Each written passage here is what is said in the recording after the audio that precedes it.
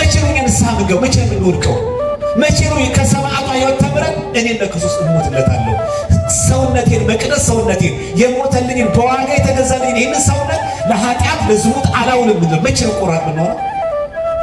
ዛሬ ቆነጃጅት የት ነው ያላችሁት? ዛሬ ሸበላ የሚባለው እንዴት ነው ያለው? ቤተክርስቲያን ወይስ ጭፈራ ቦታ? በጉልምስና ወራት ማንን አስበን የሚለው ታይስ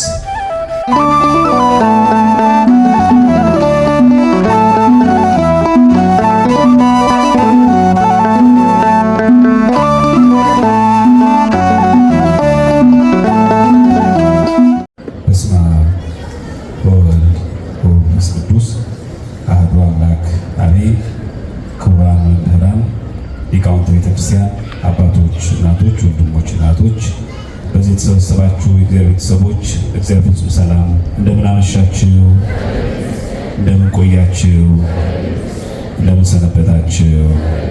ልዑለ ባሕርይ አምላካችን እግዚአብሔር ስሙ ከአጽናፍ እስከ አጽናፍ የተመሰገነ ይሁን። እግዚአብሔር አምላክ በምሕረቱና በቸርነቱ 2018ን አሳይቶ አንዱ ወር ደግሞ አስፈጽሞ አዲሱ ሁለተኛው ወር ደግሞ እንድንጀምር ስለፈቀደልን ስሙ ከአጽናፍ እስከ አጽናፍ የተመሰገነ ይሁን። እንደ እግዚአብሔር መልካም ፍቃድ የምንማማርበት የትምህርታችን ርዕስ የሚሆነው እንደ ሐዋርያው ቅዱስ ጳውሎስ ገጸ ንባብ አንስተን በዛ የእግዚአብሔርን ቃል እንማማራለን። የትምህርታችን ርዕስ የሚሆነው ሐዋርያው ቅዱስ ጳውሎስ የተናገረውን ፊልጵስዩስ መልእክቱ ምዕራፍ 2 ቁጥር 29 ላይ እንግዲህ በሙሉ ደስታ በጌታ ተቀበሉት፣ እርሱን የሚመስሉትንም አክብሯቸው በሚል ይሆናል።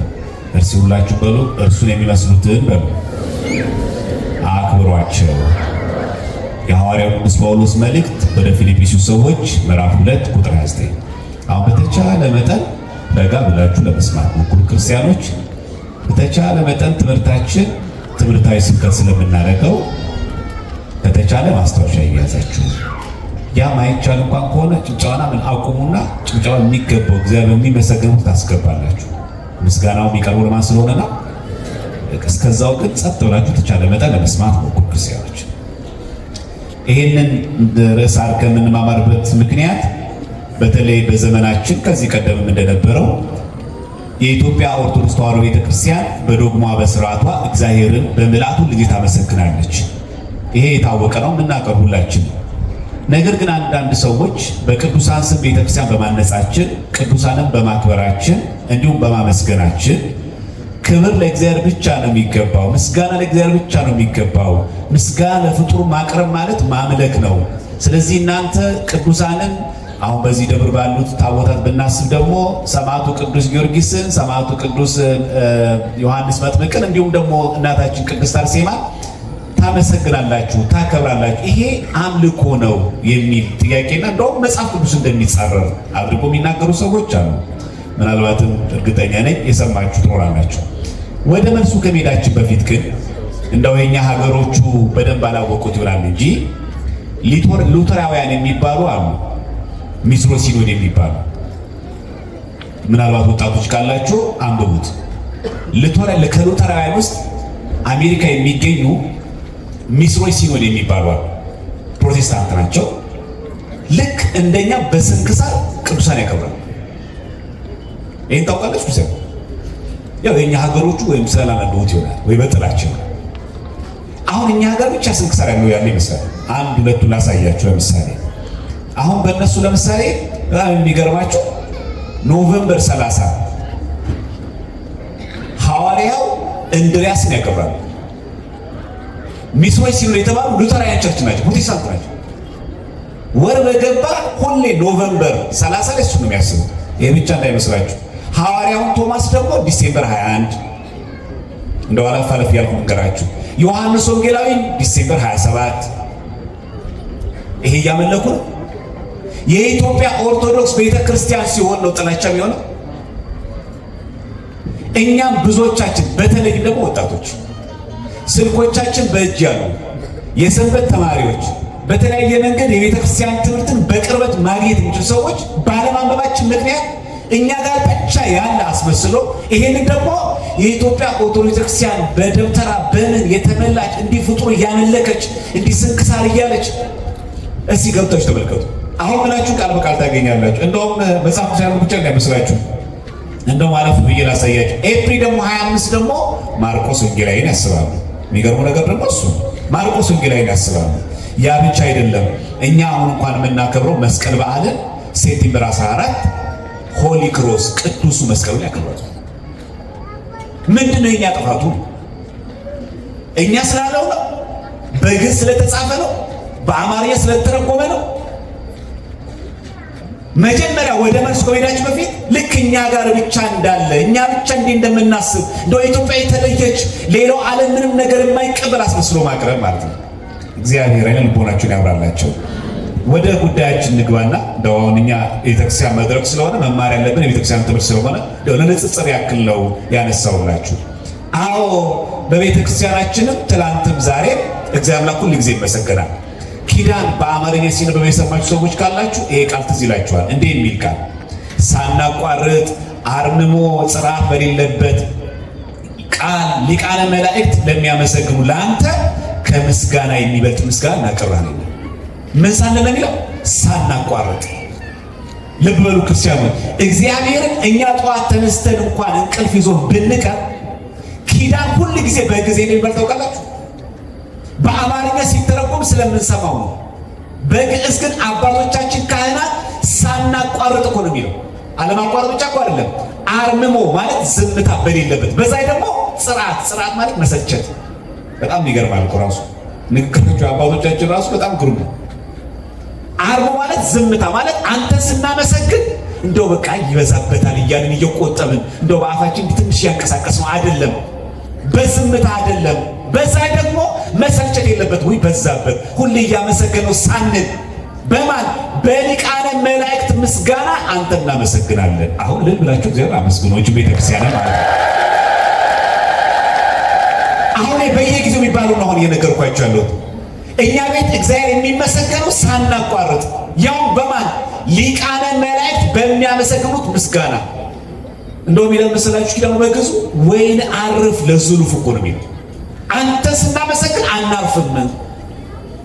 አይገርም? እኛ ቤተክርስቲያን አንተ ስናመሰግን እግዚአብሔር አናርፍም፣ መሰልቸትም የለብንም፣ ዝምም አንልም፣ እየቆነጠርን ነው የምናመሰግን። አንተ ስናመሰግን አናቋርጥም። ለምን መስላችሁ? ቤተክርስቲያን በሚሰራበት ጊዜ ትዝ ይላችኋል። ቤተክርስቲያን ዳር ላይ እንደዚህ ሸዋሸዋ ብሎ ቢጮህ በቆርቆሮ ድምጾች ይደረጋሉ። ዝም ገዳማት አይታችኋል። ለምን መስላችኋል? የማይቋረጥ የመላእክት ምስጋና በቤተ መቅደስ እንዳለ ማሰብ አይታችሁ። የእግዚአብሔር ምስጋና አይቋረጥማ። እኛ ደክሞን ኪዳን አድርሰን ሄድን፣ ከሰዓት ቅዳሴ አስቀደስን፣ ከዛ ደግሞ ማህሌትን ቢኖረን እንደው ምህላም ደግሞ ጉባኤ ቢኖረን እኛ እንደክማለን። በቤተ መቅደስ ግን የእግዚአብሔር ምስጋና አይቋረጥም። እንደዚህ ሸዋሸዋ ብሎ ንፋሱ ሲያንቀሳቅሱ እንደምትሰሙ ድምፅ የእግዚአብሔር ምስጋና ሳይቋረጥ እኛ ቤት ይቀርባል። በእግዚአብሔር ምስጋና የምንደረደርልን በተለይ እዚህ ቤተክርስቲያን የነበሩ እኔ መሪጌታ ነበርኩኝ፣ እኔ ቄስ ነበርኩኝ፣ እኔ ዲያቆን ነበርኩ የሚሉ ሰዎች የቤተክርስቲያን ስርዓት እንኳን ቢያደርጉ እንኳን እንደዛ ይሉ ነበር። ሳናቋርጥ ነው እግዚአብሔር ስናመሰግን ምንም አይነት መቋረጥም የለበት። ምክንያቱም ቀኑም ጊዜውም የማን ነው?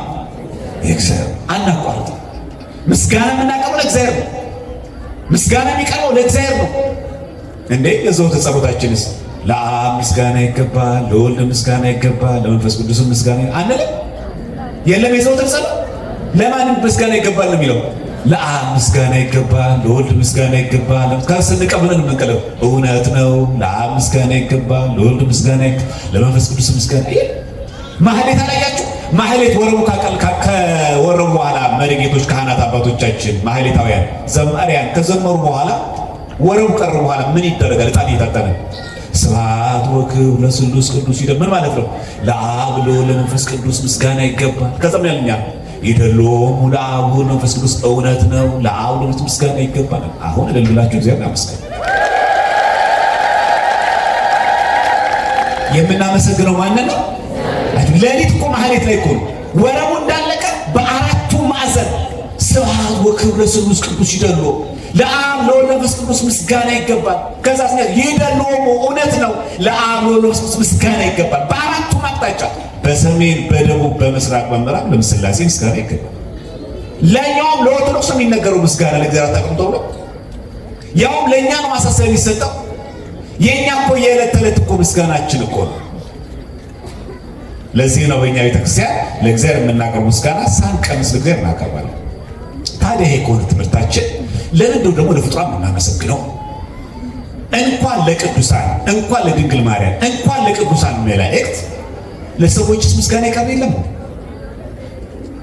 ይሄ ማለት ግን ከእግዚአብሔር ከሚቀርበው የአምልኮ ምስጋና እየቀነስን እያቀረብን አይደለም። እንደውም እኛ አንድ ንግግር አለን፣ ሁሌ እያደረግንለት ምንም ነገር የማይልን ሰው እገሌ እኮ ምስጋና ቢስ ነው እንላለን። ያ ማለት እኔን ማምለክ ነበረበት እያለ ነው? እንደዛ እኮ እያልን አይደለም። ምስጋና ቢስ ነው እንላለን። ምን ማለት አያመሰግንም፣ ሁሌ ምሬት ነው፣ ሁሌ አንጡ ነው፣ እንደው ተመስገን እስቲ በል ይባላል። ብዙዎቻችን ደግሞ እናውቃለን። የሚያመሰግንን ሰው እንወዳለን ወይስ እንጠላለን? እኛ እናውቃለን። የሚያመሰግንን ሰው ሁል ጊዜ ቴንኪው ላይ እንደው ጋርዶብን ነው እንጂ አሁን እየቀረ ይመስለኛል። ድሮ መስሪያ ቤት ምናምን ሲገባ የኃላፊው በራናት ላይ ደንበኛ ንጉስ ነው ይላል። እግዚአብሔር ምንድን ነው? እግዚአብሔር ምንድን ነው? ንጉስ ነው። ደንበኛስ ምንድን ነው? የደንበኛ ንጉስነት የእግዚአብሔር ንጉስና ወስዶ ይሄን የተቀበልነው አርበኛ በዛ ደብዳቤ ስንጽፍ ከምስጋና ጋር እያለን ጽፈ ለሚደረግልን ትብብር ከወዲሁ እናመሰግናለን የሚል ደብዳቤ ከምስጋና ጋር የምንለው ከእግዚአብሔር ለምናቀው ምስጋና እየቀነስን ነው የምናመሰግናቸው? በፍጹም። ይሄ ልናውቀው ይገባል። ይሄ ጥቅስም እኮ አያስፈልገውም ነበር። እግዚአብሔርን የምናመሰግነው ምስጋና የማይቋረጥ ነው። ሁለተኛ የአምልኮ ነው። ለእግዚአብሔር የሚቀርበው ምስጋና አክብሮት ለማንም ፍጡር የማይሰጠው የቤተክርስቲያን ትምህርት ነው። የማይቋረጥ ምስጋና። ለዛ እኮ ነው ለአብ ምስጋና ይገባል፣ ለወልድ ምስጋና ይገባል፣ ለመንፈስ ምስጋና ካለ በኋላ አምላክን ለወለደች ለጌታችን ድንግል ማርያም ምስጋና አይታችኋል። መጀመሪያ ሥላሴ እንጂ አብረን ለአብ ምስጋና ይገባል፣ ለወልድ ምስጋና ይገባል፣ ለመንፈስ ቅዱስ ምስጋና ይገባል፣ ለድንግል ማርያም አብራችሁ ከሥላሴ ጋር አይልም። ከዛ ጌታችን ክርስቶስ የተሰቀለበት መስቀል ምስጋና ይገባል። ተመልከቱ እንኳን ደረጃውን ያህል እንደጻፉት ምንም ነገር ሳይቀላቀልበት ለእግዚአብሔር የሚቀርብ ምስጋና ምንም ቅልቅል የለበትም። መጽሐፍ ቅዱሳዊ እናድርገው። መዝሙር 32 ቁጥር 1 ላይ ጻድቃን ሆይ በእግዚአብሔር ደስ ይበላችሁ። በማን ደስ ይበላችሁ? ከዛ ለቅኖች ምስጋና ይገባል። ተፈሱ ጻድቃን በእግዚአብሔር ወለራታን ይደልዎሙ ክብር ይላል። ለቅኖች ምስጋና ይገባ ይላል። ለቅኖች ምስጋና የሚገባው ለእግዚአብሔር ከሚገባው ምስጋና እየቀነስን የሰጠን አይደለም። ዳዊት የተናገረው ልበ አምላክ ዳዊት ለቅኖች እንደው ለድንግል ማርያም ለመላእክት እኮ አይደለም፣ ቅን ለሆነ ሰው እገሌ እንዴት አይነት መልካም ሰው ነበር መሰል ለቅኖች ምስጋና ይገባል። ወለራታን ይደል እንኳን ለእግዚአብሔር እንኳን ለመላእክት እንኳን ለጻድቃን ለሰማዕታት ለቅኖች እንኳን ምስጋና ይገባል። ለምን እንዲናረጋለን ካለ ራሱ ልበ አምላክ ዳዊት ሲመሰክር መዝሙር ምዕራፍ 3 ቁጥር 3 ላይ እግዚአብሔር በጻድቁ እንደተገለጠ እወቁ ይላል። በማን እግዚአብሔር እኮ ይገለጣል፣ ግን የሚገለጠው በማን ነው? በጻድቁ። እንደ መጥምቀ መለኮት ቅዱስ ዮሐንስ አይነት እንደ ሰማዕቷ ቅድስት አርሴማ አይነት በጻድቁ እንደተገለጠ እወቁ። እኛ መሰረታዊ ችግራችን ይሄ ነው።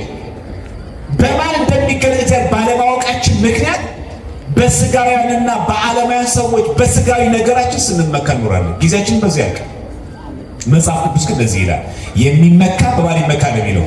እግዚአብሔር ይመካ። እግዚአብሔር በጻድቁ እንደተገለጠ ነው የሚለው። ልብ በሉ። ዛሬ እመቤታችን ቅድስት ድንግል ማርያምን እናስባለን። መጥምቀ መለኮት ቅዱስ ዮሐንስ በሁለት ይታሰባል። እንዲህ ብለን ስናስብ በእኛ ቤተክርስቲያን ብቻ ያለ እንዳይመስላችሁ። አዎ መጽሐፍ ቅዱሳዊ ናቸው እነዚህ ቀኖቹ ለእግዚአብሔር ናቸው። እውነት ነው። አዎ እኛም እኮ የተወለድንበት ቀን እንኳን አንዳንድ ሰዎች የቅድስት አርሴማን በዓል ከክርስቶስ በዓል ጋር የሚጋጭ አስመስለው ያቀርባሉ። መጀመሪያ አንድ ርምት እናንሳ።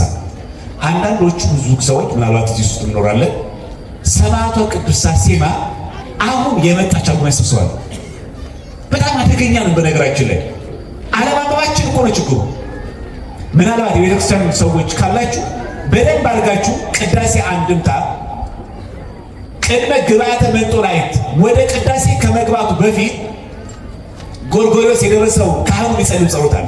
እዛ አንድምታ ላይ የሰማዕቷ የቅድስት አርሴማ ሙሉ ታሪኳ አለ።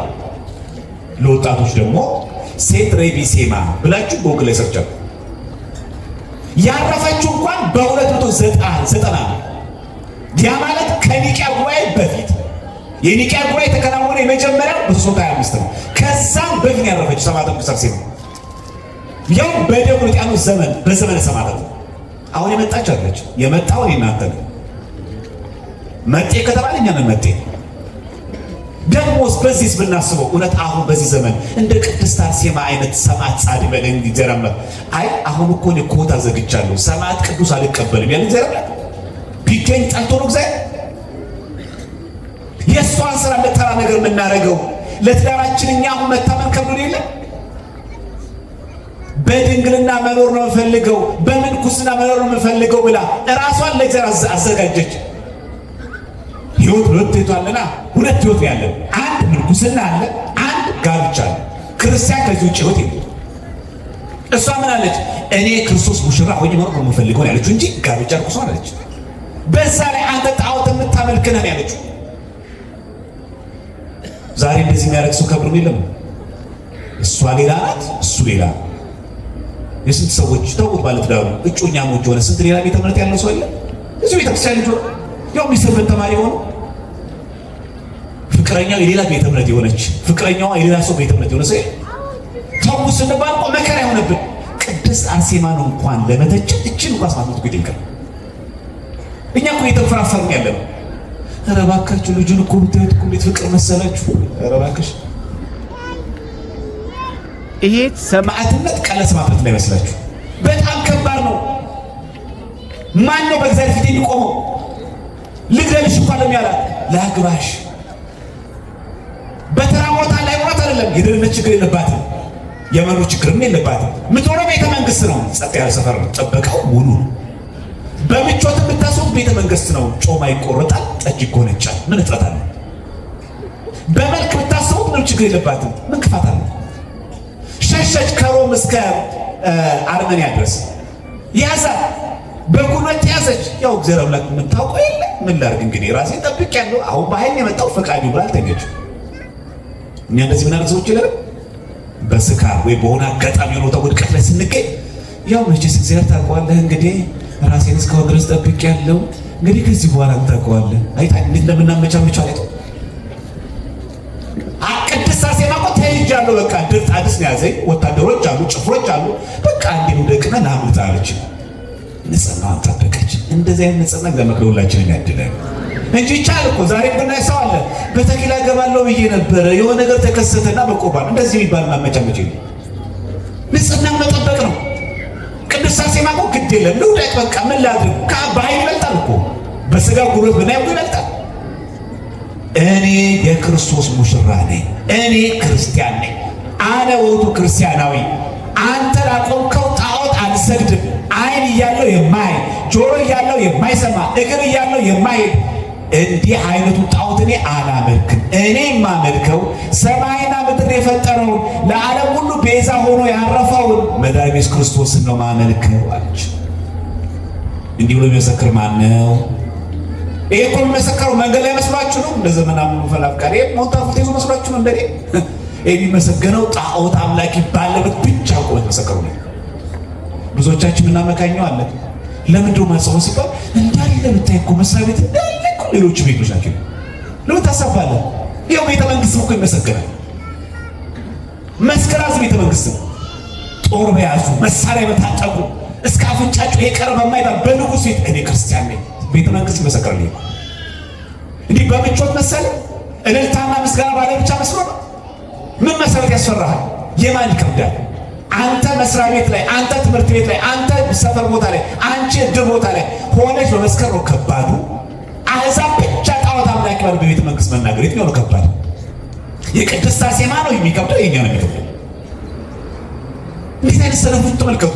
እኛ እኮ ከሌላ ቤተ እምነት ጋር እኮ ማዕድ ቀርበን ለማማተር እኮ የምናፍር ሰዎች እኮ ለኛ እኮ ጉድ እኮ አያምጣው። ስራ ለመቀጠር ቀን ከሌት እዚህ ቤተ ክርስቲያን ማንወጣ ስናለቅስ የነበረው ሰዎች ኧረ እባክህ ተብሎ ኪዳን ደርሶ ሰው ጋር ወደ ቤት ሲል አልሄድም ብለን እያለቀስ የነበሩ ሰዎች በተቀጠሩ በወርቁ በዚህ ቤተክርስቲያን ስታፍቁ እንዲህ ብለን ነው የምናልፈው። የቀዳይ ሰዓት ሁለት ለምንተኛ ሰዎች ነው የሚቆዩ አስመሳዮች። የጥቅም ጊዜ ብቻ የምንፈልገው እግዚአብሔር ነው። ቅድስት አርሴማን ለመተቸት እሷ ደረጃ ለመገኘት ሲሞላለት ማን ይመጣል? ብዙዎቻችን እንቅልፍ አማርጠን እንዴ? ኪዳን ላይ እኮ የምንመጣው ሰዓታት ላይ እኮ የምንመጣው ጉባኤ እኮ እንዲህ የምንገኘው ስናጣ ነው። ሲሞላለት እኮ መጣ እኮ በጣት የሚቆጠር ሰው ነው። በጣም በጣት የሚቆጠር ጥቅማችን ሲሞላ እኮ ዞር ላናየው እግዚአብሔር አላያችሁም? ስለት እንኳን ሲነገር ቤተክርስቲያን ውስጥ ያልወሰድኳት ሐኪም ቤት የለም፣ ያልወሰድኩት ቦታ የለም። መጨረሻ ወደ ውጭ ሀገር ሪፈር ጻፉልኝ። ከዛ ወደ ገበያ ተወራ መጣኋት። እቺ መጨረሻው ምርጫ እግዚአብሔር የውጭ ሀገሩ እኮ ብር ቢኖር ኖሮ እኮ አናየውም። እግዚአብሔር እኮ ቢሞላልን ኖሮ ብር ቢኖር ኖሮ እኮ ቢሳካልን እኮ እግዚአብሔር እኮ ትዝ አይለንም እኮ። በእኛ ቤተክርስቲያን ሕክምና አይወገዝም እኮ ሀያት አይደለም። ግን እግዚአብሔር አምላክ የመጀመሪያ ምርጫ ነው ያለው፣ የመጨረሻ ምርጫ ነው ያለበት። የመጀመሪያ ነው ያለበት። ይሄ ነው ጉዳዩ እንጂ ሐኪም ቤት አይወገዝም በእኛ ቤተክርስቲያን። ምክንያቱም ሐኪሞች የሚያክሙት ማመሰጣቸው ኃይል ነው። እግዚአብሔር የሚሰጠው ጥበብ የሚሰጠው ማስተዋል የሚሰጠው እግዚአብሔር አይወገዝም በእኛ ቤተክርስቲያን። ግን እኛ እግዚአብሔር ጋር የምንመጣው ነገሮቹ ሁሉ አገላብጠን መጨረሻ ደርስናታ እግዚአብሔር የመጨረሻ ምርጫችን ብዙዎቻችን በዛ ምን ያክል እንኳን ማስተዋላችን እንኳን እንደከበደ ተመልከቱ። በምቾት ላለመኖር ደግሞ እኮ ተራውነት መሰራችሁ ሊቅድስት አርሴማ በምን ቤት ትታማለች? ዛሬ ቆነጃጅት የት ነው ያላችሁት? ዛሬ ሸበላ የሚባለው እንዴት ነው ያለው? ቤተክርስቲያን ወይስ ጭፈራ ቦታ? በጉልምስና ወራት ማንን አስበን የሚለው አይበስ። ብዙዎቻችን እንደዚህ ነን። ይሄን መልክ ይዘ ዘማሪ ናት የሚሰዋል፣ ይሄን መልክ ይዞ ዘማሪ ነው አገልጋይ ነው ይባል ሰው እና ታዲያ መልክ ለማን ይሰጣል? በበርዝዴያችን መጨፈር ነበረብን እንደኛ? እድሜ የሰጠው ማን ነው? መመስገን ያለበት ማን ነው? ሰይጣን እንደኔ ይቀጥልና አይቀጥልም እኮ። እኛ ግን እንዴት ፓሪ እንደምናዘጋጅ እንዴት እንደምንጨፍር እንዴት እንደምንደንስ የሰጠው እግዚአብሔር የሚመሰግነው ሰይጣን ግን እግዚአብሔር ግን ደግ ነው። በእኔ በሰጠው ነው እንደዚህ የምትመጻደቀው ቆርጦ ያደረገ። እኛ ብንሆን ኖሮ ሰጪዎቹ ትዕግስታችን እዚች ጋር ያለችው ልክ ልኩን ነገር ነው አይደል? ነገር መመስገን የሚገባው እግዚአብሔር ነው። እስቲ ዛሬ ልደቴ ነው ስመጸውት ዋል ምን አንልም? እስቲ ዛሬ ልደቴ ነው ንስሐ ገብቼ ስጋው ነው ልቀበል ምን አንልም? ከዘመን ዘመን የሚያሸጋግሩ ማን ነው? ይህን ለምዶ ማናምሩ ክርስቲያኖች አሁን ለንግግር ብቻ እንድናወራው ለአማርኛው ለስብከቱ ጣዕም ብቻ አይደለም፣ መቼኛ ወደ ተግባር እንሸጋገሩ። ይህ 2018 እኮ ተጀመረ። አሁን 11 ወር ነው የቀረን ታውቃላችሁ። ከ4 ወር በኋላ ገና ነው፣ ከዛ ጥምቀት ነው፣ ከዛ የዓመቱ ግማሽ አለቀ ታውቃላችሁ። ከዛ 19 ነው ግማሽ ዓመቱ ጨረሰው። በቃ እንዴት ነው እድሜያችን ይሄድ ያለው ክርስቲያኖች? አምናም ኃጢአት ዘንድሮም ኃጢአት፣ አምናም ዘፈን ዘንድሮም ዘፈን። መቼ ነው ንስሐ የምንገባው? መቼ ነው የምንወድቀው? መቼ ነው ከሰማዕቷ ሕይወት ተምረን እኔም ለክርስቶስ እሞትለታለሁ፣ ሰውነቴን መቅደስ ሰውነቴን የሞተልኝን በዋጋ የተገዛልኝን ይህንን ሰውነት ለኃጢአት ለዝሙት አላውልም የምንለው? መቼ ነው ቆራጥ የምንሆነው? መቼ ነው ከእሱ ጋር ጣብቀን እኖራለሁ የምንለው? አንዴ መንፈሳዊ ያደረገናል፣ አንዴ ዓለማዊ ያደረገናል። የሆነ ጊዜ ሌላ አስቀዳሽ ነው ያደረገን፣ የሆነ ጊዜ ሌላ ዓለማዊ ያደረገን። ወጣ ገባ እኮ ነው ሕይወታችን። ለእግዚአብሔር እኮ አንመችም። የሆነ ጊዜ ቤተክርስቲያን ያስገሰግሳል፣ የሆነ ጊዜ ጠንቋይ ቤት እንሄዳለን። የሆነ ጊዜ በእግዚአብሔር ብቻ እንመካለን፣ የሆነ ጊዜ በእውቀታችን በዝናችን በገንዘባችን እንመካለን። ምንም አንመካበት፣ በብሔራችን እንመካለን። ቅድስት አርሴማን የሰማ ሰው ግን የሚመካው ማን ነው? የሚመካው በእግዚአብሔር ይመካል።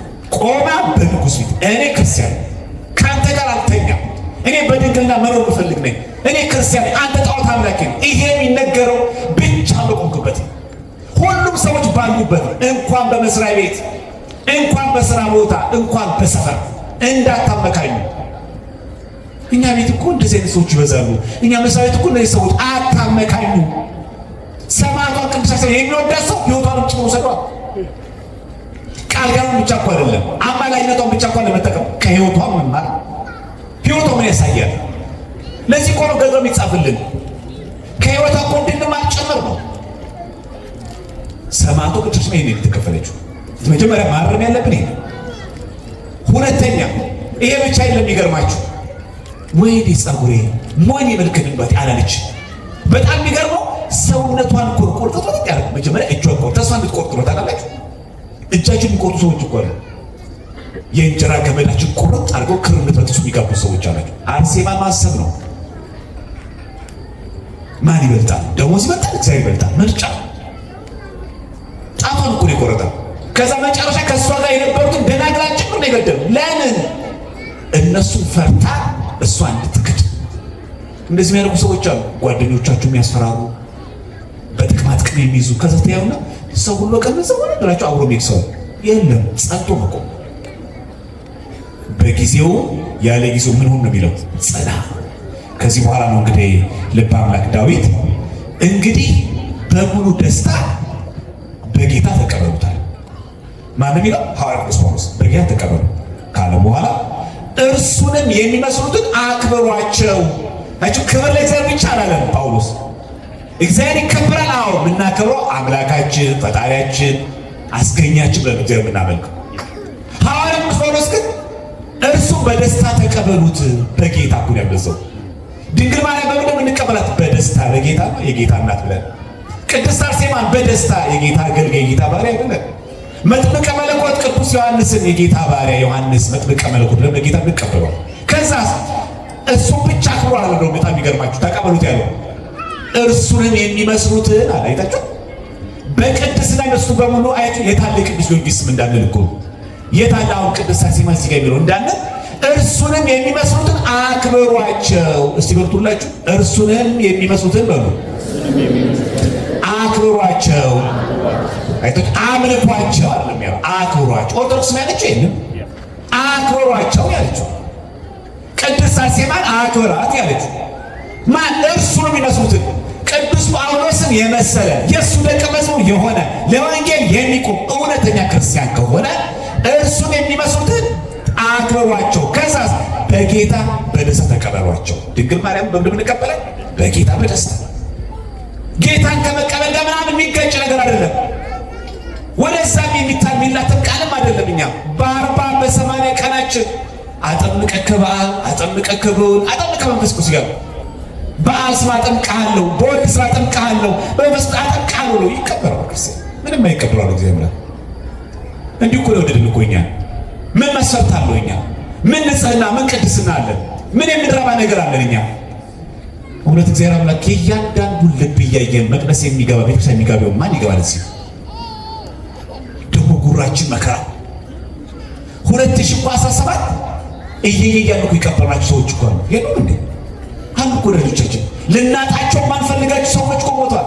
እኛ ጻድቅ ሆነን እኛ ተሽለን ይሄን ዓመት ያየነው እንደውም ወሩን ጨረስንና ደግሞ ይሄን ወር ደግሞ ምንድን ነው የፈቀደን? ማን ስለፈቀደ ነው?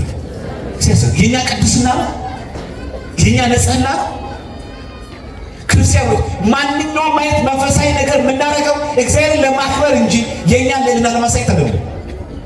አለ እኮ ብዙ ማህበራት እኮ አሉ። አይታችኋል? ዝክር ተዘክሮ አቅማችን እናሳይ ሰዎች ይልም እየዘለለ ቤት ምንጠራ ግን የቅድስት አርሴማ ወዳጆች ነው፣ ግን የጻድቅ ወዳጆች ነው። እንደዚህ እግዚአብሔር ይከበራል። እግዚአብሔር እኮ በነገራችን ላይ እኮ ሸዋ አይደለም። እኛ እውነቱን እንገራችሁ ክርስቲያኖች፣ እግዚአብሔር ሸዋ አይደለም። እኛ ጸበል ጻድቅ የምናቀርበው አቅማችን ለማሳየት አይደለም። በስመ አብ ነገሬ ዝክር ቤት የበላነው ምግብ በልኩ እንድናደርግ እኮ ነው። አጠገብ ያለውን ባልንጃውን አልቀሰህ አስለቀሰው ከላይ ማዶ ጠርተህ ብታበለው እግዚአብሔር የሚቀበለው መስሎ እግዚአብሔር ሸዋ የሚወድ መስሎ አጠገብሽ ያለችውን ንቀሻት ትተሻል አቅም ያለውን ባለ ሀብቱን ጠርተሽ የምታመጪው እግዚአብሔር የሚቀበልሽ መስሎሽ ነው። እግዚአብሔር እኮ የዘከረው ዝክር ብቻ እኮ አይሆን የተዘከረበትን ምክንያት እኮ አይሆን እሱን ለማክበር ነው፣ ከእግዚአብሔር ዘንድ በረከት ለማግኘት ነው ወይስ ያንቺን አቅምና የቤትሽን ሀብት ለማሳየት ነው? ያይዋል እኮ እግዚአብሔር ነው። ክርስቲያኖች እንዳትሞኙ፣ ማናቸውም ነገር የምናደርገው ለእግዚአብሔር ብለን በረከት ለማግኘት እንጂ ለመመጻደቅ አይደለም። ምንኛ መጻደቅ ነገር አለ? ሀብትስ ቢሆን የሰጠን ማን ነው? በቃ ምን ችግር አለው? ዝክር እኮ የምንዘክረው እኮ ከአቅማችን በላይ ሆነ እኮ ለማስጨነቅ አይደለም። ከአቅም በላይ ዝክር ሆነ እኮ አቋርጠው ሰዎች እኮ አሉ። እኔ እንወርዝ ካወጣው በኋላ አልገባም የሚል ሰው እኮ አለ። ከአቅሙ በላይ ሆነበት ዝክር እኮ የምንዘክረው ከበረከቱ መካፈል ነው እንጂ የእያንዳንዳችንን የኪሳችን ሀብት ጉብቀት ለማሳየት ነው። እሱማ ሰማዕቷን ታውቀዋለች። ከየት እንዳመጣሽው እኮ ይታወቃል። ከየት እንዳመጣው እኮ ይታወቃል። እግዚአብሔር አያውቀውም እንዴ? ክርስቲያኑ ማናቸው ነገር ስናደርግ በትህትና በፍቅር ሁሉም ሰው በሚችለው አቅም ቤተ ክርስቲያን ከአቅማችሁ በላይ ዘክሩ አላለች። ሳንጋ ካልጣልክ ጠልጭ ካልተጣለ እንደው የው ነገር ምግብ ካልቀረበ ዝክር ማይበል አንድ ዳቦ ብትወር እዚያው ነው ይቀበላታል። ካለ አድርገው ሰየው ምን ችግር አለ? ለካህናት አቅርብ ምን ችግር አለ? ሰየው ካለህማ ሀብትን ለማሳየት ግን አታርገው። ኖሮ ሱቅ እንቆናም አትሆን። ከሌላም ደግሞ ጌታ ጋር ተበድረህ ማደግስ ታውቀዋለች። አንድ ብርም ትሁን ስጥ። እግዚአብሔር ያውቀዋል፣ ልብሽን ያውቀዋል። የሀብታችሁ መለኪያ ታው ክርስቲያኖች ዝክር ቤታችን ጽዋ የሚገባው እንደው መተን ዝክር የምንዘክረው የሀብታችን የአቅማችን መገለጫ ሆኖ አይደለም። በቅዱሳን ስም የምንዘክረው የምናከብረው በዛ ቅዱስ ስም ፍቅረ እግዚአብሔር እንዲኖር ፍቅረ ቢጽ እንዲኖር ጭምር ነው። ሰው መውደድ እኮ እንዲኖር ነው። ክርስቲያኖች በማህበር እኮ የምንጠጣው እኮ ለዛ ነው። ዋናው እኮ ፍቅር ነው። አጋፔ የሚባለው ወይ እንጂ ቤታችን እኮ የሚበላ ስለጠፋ አይደለም። አትመጻደቁበት። ይሄ የምንኮራበት ሀብት፣ ይሄ የምንኮራበት መልክ፣ ይሄ የምንኮራበት ቁመና ነገ ይፈርሳል። ምን እኛ ብረት ለብሰን እንዴ? እኛ በዘመን የማንገደል ሰዎች ነን አይደለም። ሐዋርያው ቅዱስ ያለው እርሱንም የሚመስሉትን ያለው በብሔር አይደለም ያለው፣ በቁመት አይደለም ያለው፣ በቅድስና እርሱ መስሉን አክብሯቸው። መመሪያ የሰጠው በታከብሯቸው ጥሩ አይደለም ያለው ጳውሎስ ፊልጵስዩስ 2:29 ያለው ቃል ያነበብኩ ያለው እርሱ ነው የሚመስሉትን አክብሯቸው ያለው ጳውሎስ። ክብር ለእግዚአብሔር ብቻ ነው የሚሰጠው፣ ለፍጡር እንዳታከብሩ አላለ። ያ ጳውሎስ የላከውን አይነት ደቀ መዝሙር ይመስል ሁሉ ማክበር ግን እግዚአብሔር ከማክበር ጋር አይጋጭም። ስለዚህ ለቅዱሳን የምንሰጠው ክብር ለእግዚአብሔር ከምንሰጠው ክብር ጋር አይጋጭም። ይሄ ምንም ማወቅ አለብን። ታዲያ ይሄ ብቻ አይደለም። የጴጥሮስ ደግሞ ንግግር ደግሞ ግሩም ነው። አንደኛ ጴጥሮስ ምዕራፍ 2:17 ላይ ሁሉን አክብሩ ይላል። ማን አክብሩ? ሁሉን አክብሩ ካለ በኋላ ወንድሞችን ውደዱ፣ እግዚአብሔር ፍሩ፣ ንጉሥን ደግሞ አክብሯል። ማን አክብሩ?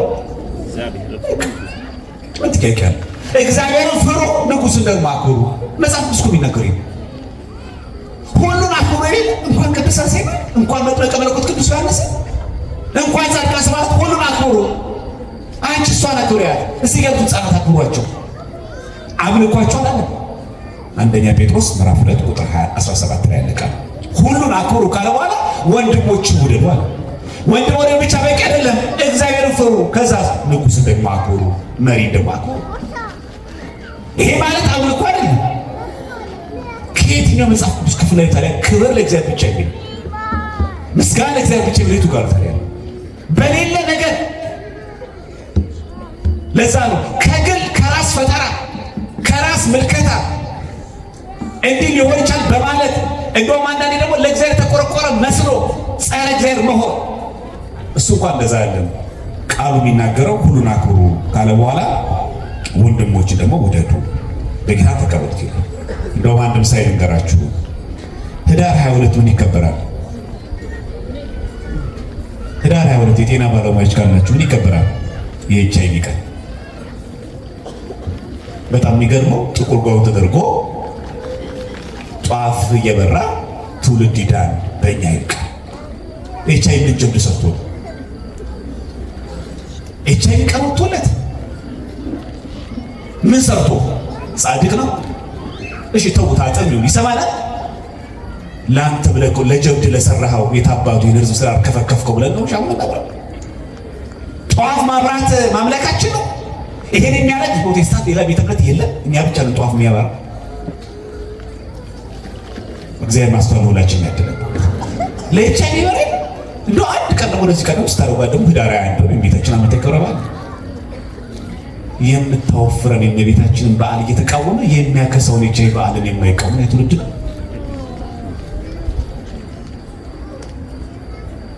እመቤታችን ሁላችሁ በደልታ መስክኗት። እሺ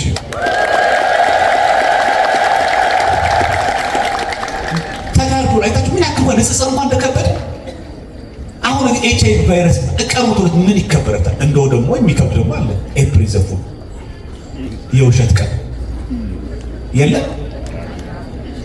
ረባካችሁ ሰምታችሁ አጣ ደግዙ ነው ወለ የውሸት ቀን የለም አለ። ውሸት ምን ቀን ይከበረታል? እንደውም ጭራሽ አንዳንዱ ውሸትማ ልብስ ጥቅ የሚያደርግ ግን ኤፕሪል ዘፉ የለም ይሄ። እሺ በካምፓስ ደግሞ የእብዶች ቀን የለም። የምን ቀን? እግዚአብሔር ጤነኛ ያድርገን። እንግዲህ መቼም ግን የጤነኞች ቀን የሚከበረው የእብዶች ቀን አለሽ፣ የሴቶች ቀን አለ። እንደው እንደ ሴቶች ቀን እንኳን ቢያስባል ድንግል ማርያም እንዴት ይቃወማታል? እንደው ከሴቶች እንደ አንዱ እንኳን ቢቆጥሯል። እንደው መጽሐፍ ቅዱስ የሚለው እንኳን አንቺ ከሴቶች ተለይተሽ እንደው እንደ ሴት እንደው እኮ ቢቆጥር እንዴት ይቃወማታል?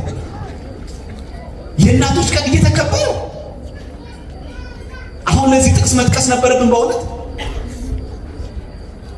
ፋዘር ዴይ እየተከበረ ማዘር ዴይ እየተከበረ ክሬዚ ዴይ እየተከበረ የውሸት ቀን እየተከበረ ኧረ ከዛም አልፎ የአህዮች ቀን ማለት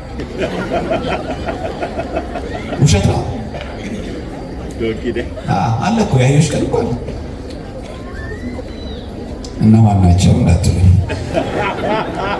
እሺ እግዚአብሔር አምላክ ለሁላችን ማስተዋልን ያድለን። እግዚአብሔር ማስተዋል ያድለን። አሁን እዚህ ጋር ስቀን እንደው ዝም ብለን እንድናልፍ አይደለም እነግራችሁ ክርስቲያኖች፣ አለማስተዋላችን እንድትገለጹ ብቻ ነው። እንደው አሁን ከጥቅሱ ባሻገር እንደው እጃችን ላይ ያለውን ነገር እኮ ብናገናዝበው ለማለት ያክል ምን እየተደረገ ነው ዓለም ላይ ምን እየተከናወነ? እግዚአብሔር ስራው በጣም ግሩም ድንቅ ነው። በቅዱሳን ተአምር ያደርጋል። ትልቁ ችግር በግዕዝ ሲጻፍ በአማርኛ ሲጻፍ እንዳው የሆነ ደብተራ የሆነ ሰው ይጻፍ አድርጎ አስመስሎ በማቅረብ እኛም ማደናቆሩ እንጂ ዲሴምበር 2004 ያ ማለት የዛሬ 20 ዓመት ነው። አይ የዛሬ 22 ዓመት ዲሴምበር 2004 በውጮች ሶሪያ ላይ አንድ ተአምር ተደረገ። አንድ ከሳውዲ አረቢያ የመጣ ሰው ከሚስቱ ጋር ይዝ ሙስሊም ወደ ሶሪያ ሀገር ይመጣል። ለምን? ለጉብኝት። የምን ሀገር ነው ታውቃችሁ? የሳውዲ አረቢያ ሰው የሚመጣው ወደ ሶሪያ ለጉብኝት እና ልክ እንደኛ ቱር የሚያስደርጉ ሰዎች አሉ፣ አስጎብኚዎች። ሲያስጎብኞቹ እነሱ ያዩታል። ከዛ አስጎብኚው ያስጎበኘው ብዙ የሶሪያን ከተሞች ካሳየው በኋላ ያን የሳውዲ አረቢያ ሰው መሆናችሁ ነው ባልና ሚስት፣ እኔ በማቀርበው መዝናናት እንደው በማሳያችሁ ከተሞችና ጥንታዊ ቦታዎች አልተደሰታችሁም አላቸው። ኧረ አይደለም እኛ ልጅ ስላጣን። በጣም የሚገርማችሁ ያ ሰው ተጨማሪ ሚስቶችን ማግባት እየቻለ ያቺ ሚስቱን ስለሚወዳት ሊሳውት ብዙ ዓመት ቆየ። መጨረሻ ላይ ያ የሚያስጎበኛቸው ሰው ይለዋል፣ እኔ እዚህ ሶሪያ ላይ ጼዴንያ ቤተክርስቲያን አለ፣ ገብታችሁ ተመልከቱት። ዘሚራክል ኢን ሲሪያ ብላችሁ ወጣቶች ዲሴምበር 2004 ተከናወነ ታምር። የዛሬ 22 ዓመት እድሜያችሁ ከ22 በላይ የሆኑ ሰዎች ያላችሁበት እድሜ ማለት ይሄ ሰው ሶሪያ መጣ። ሰውየው ነገረው፣ እኔ ሰምቻለሁ፣ ሂድና እስቲ ጼዴንያ ቤተክርስቲያን ተሳለማ። ሄዶ ጼዴንያ ቤተክርስቲያን ሶሪያ ላይ ተሳለማ።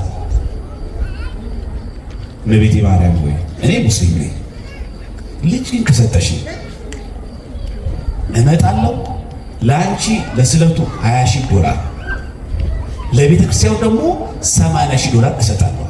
ይሄ በሶሪያ ዌብሳይት ላይ አለላችሁ። ገብታችሁ እንግሊዝኛ የምታነቡ ሰዎች ገብታችሁ ተመልከቱ። ሚራክል ኢን ሲሪያ ብላችሁ ዲሴምበር 2004 ብላችሁ ጻፉ፣ ይወጣላችሁ። ይሄ ሰው የሳውዲ አረቢያ ሰው ግድ የላችሁ ደብተር አለ የሚጻፈው ኢትዮጵያዊም አይደለም፣ ግድ የለም ጸሐፊው ኢትዮጵያ አይደለም፣ ተአምሩ የተደረገለት ኢትዮጵያ አይደለም፣ አስጎብኚው ኢትዮጵያ አይደለም፣ ተአምሩ የተከናወነበትም ሀገርም ኢትዮጵያ አይደለም። መጣ ተሳለ። አይገርማችሁም? በአመቱ ይሄ ልጅ ወለደ። ሰው ስለቱ ተፈጸመለት። ለዛ ላስጎበኘው ሰው ነገረው፣ አንተ በጣም ባለውለታዬ ነህ፣ አስጎብኚ ብቻ አይደለህም ባለውለታዬ ነህ። ልጅ አጥቼ መንገዴን ላንተ ሳሳውቅህ ሄደ ጽድሚያ ተሳላልከኝ ጽድሚያ ማርያም ተሳልኩኝ እዛ ሞናስትሪ እዛ ገዳም ላይ በመሳሌ ይሄው በአመቱ ጎንዳ አቀፍኩኝ። እናም ስለቴን ላስገባ አሁን ቲኬት ቆርጫለሁ ከሳውዲ አረቢያ ወደ ሶሪያ $20,000 ለቤተክርስቲያን 80,000 ደግሞ ለቤተክርስቲያን ያስገባ ማሰሪያ ልክ የሰማያ አስጎብኚው ሌላ ቤተ እምነት አሕዛብ ስለሆነ ወውስ 20,000 እና $80,000 $100,000 ስለዚህ በብር በካሽ ነው የምታመጣው? አዎ በካሽ። እንደዛ ከሆነ 3 ጓደኞችን ጠራና ይሄ ሰው ልክ ከፕሌን ሲወርድ ልክ እንደኛ ሀገራውን ከፕሌን ሲወርዱ ራይዶች አሉ ወስዶ አሳፍረን ይዘና ገድለነው ብሩን ወሰደው። ያስቆም የነገረው ሰውዬ እኮ ሚስቱ አራስ ናት ተኝታለች። እሱ ተነስቶ ከሳውዲ አረቢያ ሰው ጠበቁት። 3 ሰዎች ናቸው። ደህና እንዴት ነህ እንኳን ደስ አለህ ግባ መኪና ውስጥ ነው ሶምሳናይት ብር እንዲያዛዩ ራቅ አድርገው ወደዛ ሄደው ሰውየው ቁርጥርጥ አድርገው አንገቱ እጁን እግሩ ቁርጥርጥ አድርገው ከተቱት። ስታነቡት እዛ ጽሑፍ ላይ ከትት ኢንቱ ፒስ ነው የሚለው። ሰውነቱ ክትፍትፍ እጁ አልቀረ እግሩ አልቀረ አንገቱ አልቀረ በቦርሳ ከተው የሆነ ዴዘርት በረሃ ላይ ወርውረው ብሩ ለመውሰድ ነው። እሱ የደወለለት ባለውለታዬ ነህና አድርሰኝ ብሎት ባለፈው ሲመጣ ስላስጎበኘ በዚህ ላይ እየሄደ እያለ ልክ እንደኛው ፈጣን መንገድ ሃይዌይ ላይ ሲደርስ መኪናው ትቆማለች። ሰውየው ከታጥፎ ምናምን ነገር ከኋላ ከተውታል። መኪናው ከኋላ ውስጥ መኪናው አልንቀሳቀስም አለች። ብትባል የሆነ ሰው ይመጣና ድንገት ሲያት ምን ሆናችሁ ነው ሲል አይ ምንም ሂድ ችግር የለም ይሉት ሳይከስር ከመኪናዋ ስር ደም ጠብ ይላል። ተጠራጠረን ለፖሊስ ደወለ። ፖሊስ መጣ። የኋላው የመኪናው ሲከፈት ያ ተከራትፎ አንገቱ እጁ ተቆርጦ እግሩ ተቆርጦ የነበረው ሰውዬ አንገቱ ተቀጥሎ እጁ ተቀጥሎ እግሩ ተቀጥሎ ቀጥሎ ቆሟል።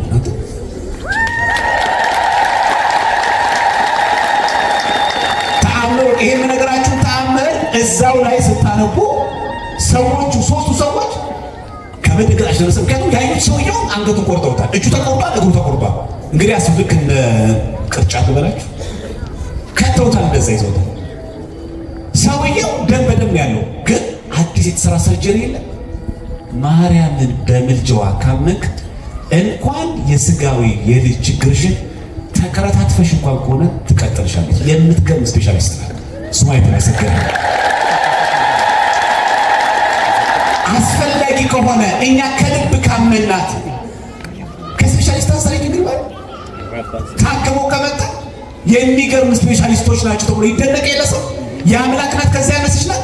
የሚገርማችሁ 3 ሰዎች ወደ ኋላ ወደቁ። በጣም የሚገርማችሁ ሲኤንኤን ሲዘግቡ ይሄንን ሰዎቹ 3ቱ ሰዎች ፖሊስ ይዞ ሰውየውን ጭምር ይዞ ሄደ። አንተ ሰውዬ ሞተ ነበር እኔ አላውቅም። ይኸው ተገዳደመ። ደግሞ አዲስ የተሰራ ሰርጀሪ አንገቱ እጁ አዲስ ሰራ፣ ግን ምንም ነገር የተቀዳደደ ነገር ነው ሳይሆን ግጥምጥም ብሎ ቀጥሎ ሄዶ ቤተሰቦቹ ዘመዶቹ ሁሉ አስጠመቀ። ይሄን የሚያደርግ ማን ነው? ይሄን ነገራችሁ ለምን መሰላችሁ? ምን ነገራችሁ መሰላችሁ? ጼዴንያ ማርያም ብለንኛ ታምረ ማርያምን የምናከብረው የደብተራ ድርሰት ነው ለሚሉ ሰዎች በግዕዝና በአማርኛ ሲጻፍ ለማያምን ሰው እንደው በእንግሊዝኛ ሲነገር ይገባል ይሆን? እንደው በሌላ አሕዛብና በሌላ ሀገር ሲነገር ነው ይገባል ይሆን? እንረዳ ይሆን ክርስቲያኖች? ይሄ ሰው $80,000 ከእንደገና ደግሞ $20,000 አስገባያለሁ ያለ ሰውዬ ይሄንማ ተአምር አይችልም ተብሎ ባለሀብት ስለሆነ $800,000 ቤተክርስቲያን አስገባ ገቢ ያደረገ ሰውዬ። ክርስቲያኖች አሁን የምንማረው ነገር ምንድን ነው? አንቺ በቅዱሳን ምልጃ መጠቀም አለ።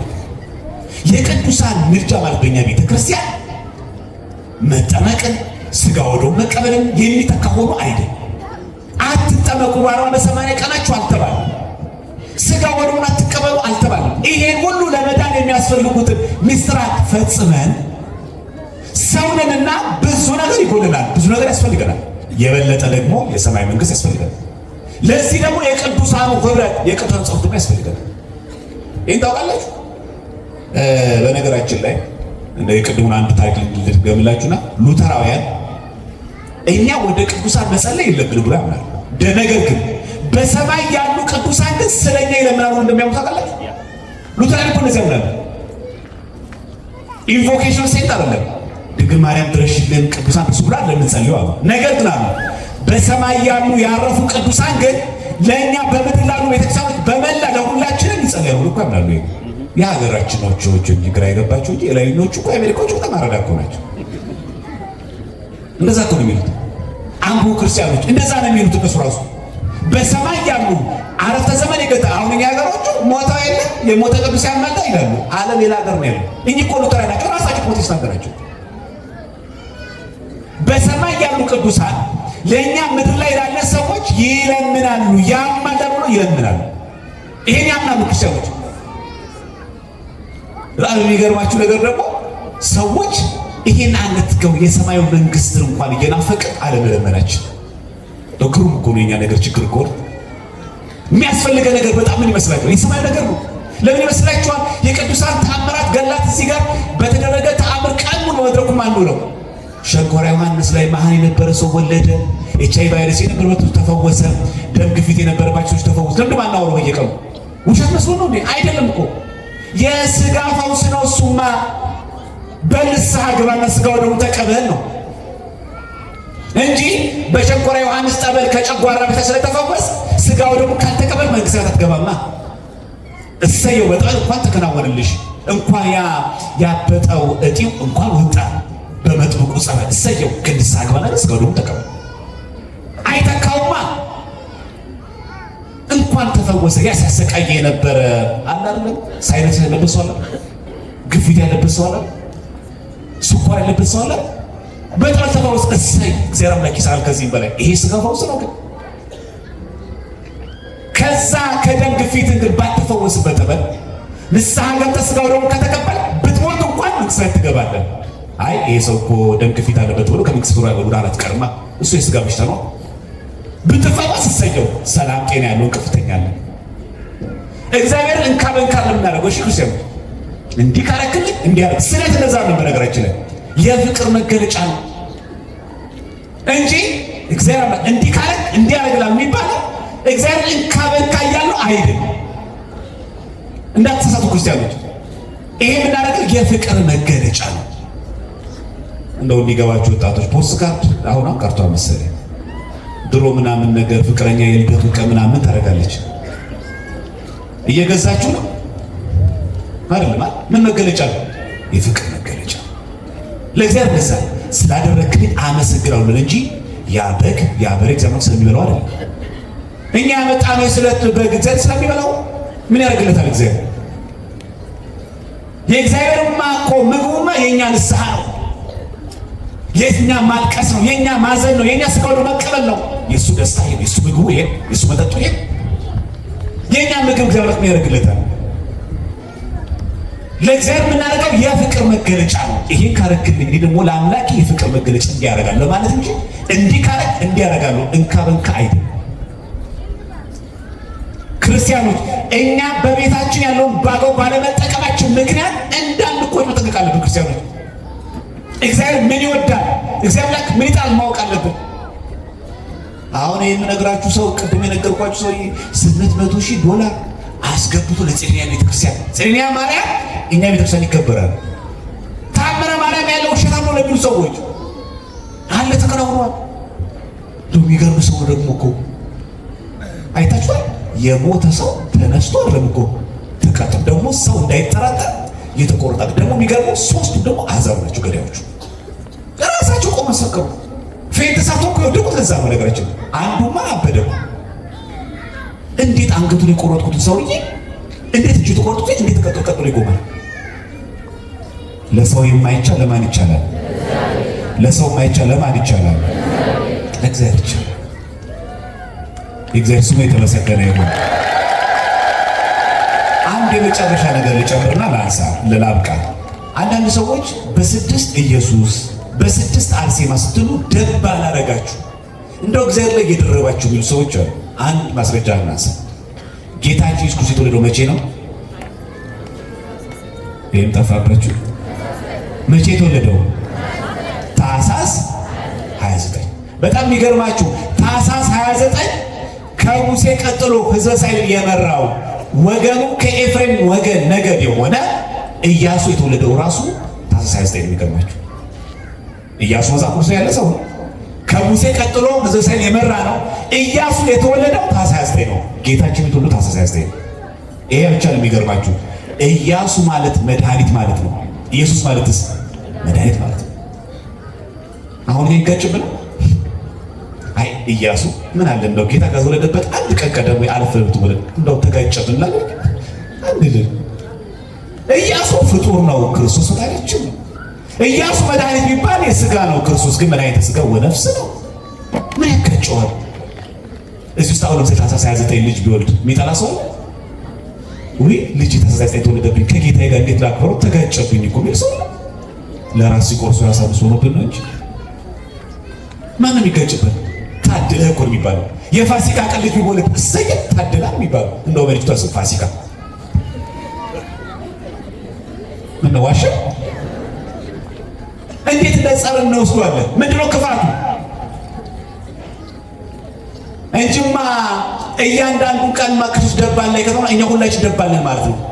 እያንዳንዱ ተወለደችበት ቀን አስቡ እስቲ። ሁሉም ሲተወለደበት ቀን ያስብ። እግዚአብሔር የማይመሰገንበት ቀን አለ? ታዲያ አንተ ራስህ ደባል ሆንክበት እኮ። አንተ ልደትህን ስታከብር የተወለድክበት ቀን ስታከብረው እግዚአብሔር አምላክ ደባል ሆንክበት እያለ ነው። በፍጹም አይደለም። እና እንደው የሚጋጭ አርጎ ያስባል። በነገራችን ላይ ጥር 6 ግዝረት እናስባለን። ኢየሱስ ክርስቶስ ጥር 6 በነገራችን ላይ ነቢዩ ኤልያስ ያረገው ራሱ ጥር 6 ነው። ጻድቁ ኖህ ያረፈው ጥር 6 ነው።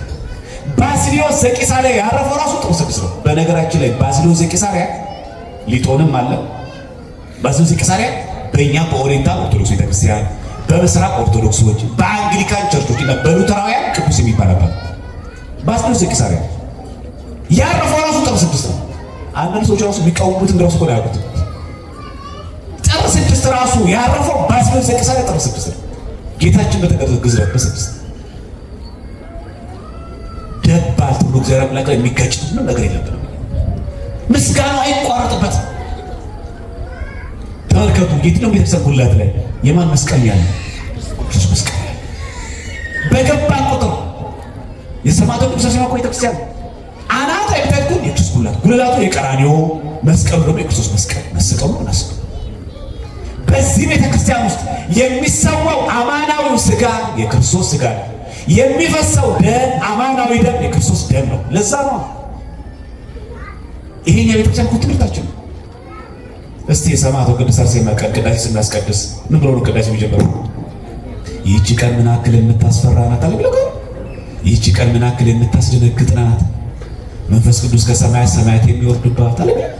በመፍራት ሆናችሁ ቁሙ እኮ ነው። ምን ማለት ነው? ይሄን ርስትንና ይሄን ወይኑን ቀይሮ አማናዊ ስጋ ወልደ እግዚአብሔር አማናዊ ደም ወልደ እግዚአብሔር ሆኖ የሚቀርብበት ቀን ነው። ይህች ቀን ታስፈራለች። ባለፈው መስከረም 29 ትዝ ይላችሁ የሰማዕታት ቅዱሳን ዕረፍት አክብረናል። ዕረፍት ስናከብር የዛን ቀን ቅዳሴ ነበር አልነበረም? ነበር እንጂ አይ ዛሬ ሰማዕቷ ቅድስት አርሴማ ስለሆነች አማላጅነቷ ይበቃችኋል፣ በስሟ ከዘከራችሁ ይበቃችኋል እና በሰላም ግቡ። ቅዳሴው ይቅር ተባላችሁ? የለም። ቅድስት አርሴማን የምትወዳት ከሆነ ቤተክርስቲያን በዕለቷ ተገኝና ስጋው ደሙ ተቀበል። ቅድስት አርሴማ የምትወደው በዕለቷ ንስሐ ገብቶ ስጋው ደሙ የሚቀበል ነው። የጌታውን ስጋው ደሙ የሚቀበል ቅድስት አርሴማ ትወዳለች። በሉ የአርሴማ ወዳጆች ስጋው ደሙ ተቀበሉ።